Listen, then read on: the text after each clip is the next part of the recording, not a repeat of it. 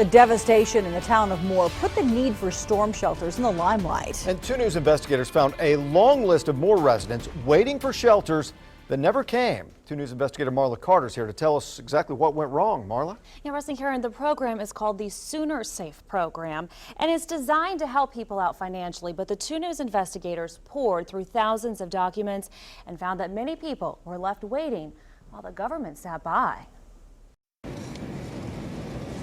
As the 2-mile-wide EF5 tornado paved the landscape of Moore, Heather Rhodes watched the TV from work. So I knew it was going to hit the house and possibly the school. Are you ready to perform tomorrow? Meanwhile, Courtney Fristad was having an internal debate about picking up her daughter. And I went back and forth all day on if I should go and get her and my nieces and nephews that go to Moore. I waited for it to go over while they took shelter in the school.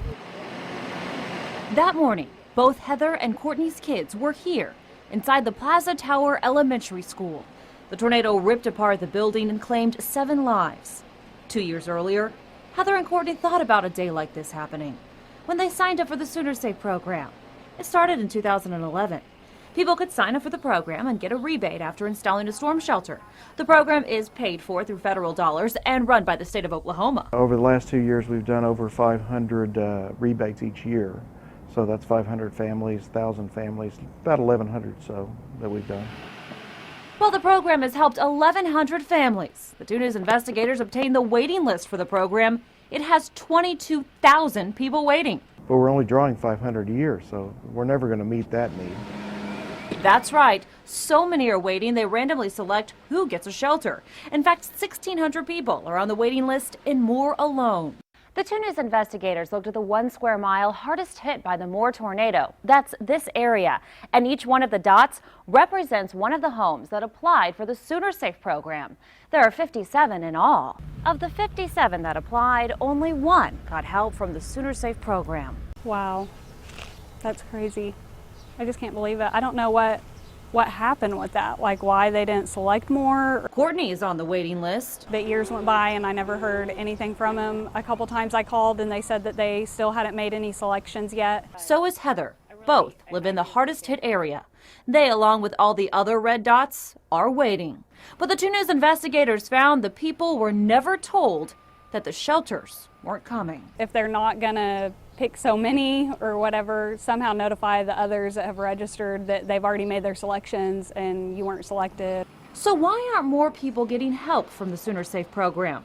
It comes down to money. There are 2 FEMA programs that fund SoonerSafe. Most of our funding for mitigation comes after disasters are declared, so you can't count on disasters always being declared. Making it worse, Ashwood says the other FEMA fund that pays for the program is at risk of getting cut. Still, the head of emergency management says This is strictly an incentive program. You should not sit back and wait. If it's something you can afford, like a safe room, the bottom line, it's an insurance policy you only have to pay for one time. So there's not re-upped every year.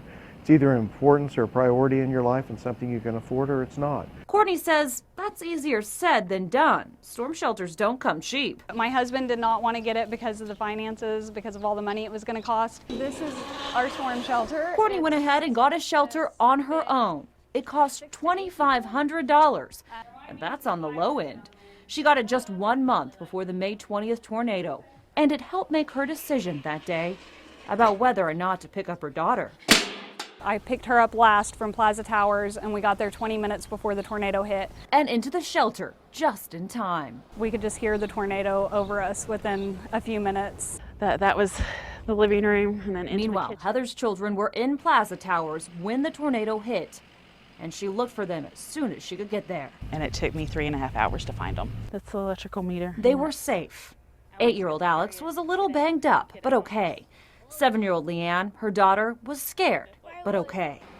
As for her home, This is my house, or was my house. she says only 1 wall was left standing, and if she'd had a shelter, her kids would have been in it. Are you nervous about being inside such a big school? Heather and Courtney just hope Congress and the state finds the funding for more shelters. It's the difference between life and death.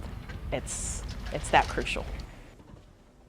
Now, the state emergency management says that it doesn't notify people because technically they're still on the list. So in theory, down the road, they could still get a storm shelter. It is an incredibly valuable program. Now, are there any other programs out there to help with storm shelters? There's really not. Actually, the director of emergency management, Albert Ashwood, you heard from him in the story.